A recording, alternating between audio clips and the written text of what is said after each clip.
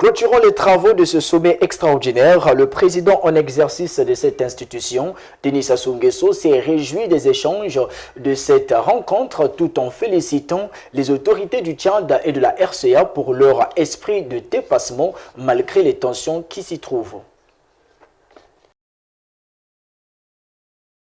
Étant entendu que la transition politique au Tchad relève d'une circonstance exceptionnelle inattendue, la conférence extraordinaire des chefs d'État et de gouvernement de la communauté économique des États de l'Afrique centrale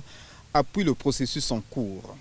Dans la déclaration qui a sanctionné les travaux, les dirigeants de la sous-région ont toutefois appelé à un retour à l'ordre démocratique dans les délais prescrits par le Conseil militaire de transition issu de la disparition tragique le 20 avril 2021 du maréchal du Tchad, le président Idriss Déby Itno. Nous, chefs d'État et de gouvernement de la communauté économique des États d'Afrique centrale, prenons acte de la suspension de la constitution tchadienne de 2018 et de la mise en place d'un conseil militaire de transition, l'adoption d'une charte de la transition, la nomination d'un gouvernement de large ouverture dirigé par un Premier ministre civil,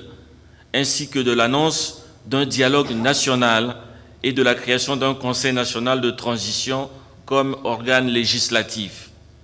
encourageant les autorités de la transition à organiser dans les meilleurs délais un dialogue national inclusif, consensuel et apaisé en vue de l'adoption d'une feuille de route de la réconciliation nationale et tenir les échéances électorales à venir. Par ailleurs, la conférence extraordinaire des chefs d'État et de gouvernement de la CEEAC a exhorté les partenaires techniques et financiers à soutenir le Tchad à une période cruciale de son histoire.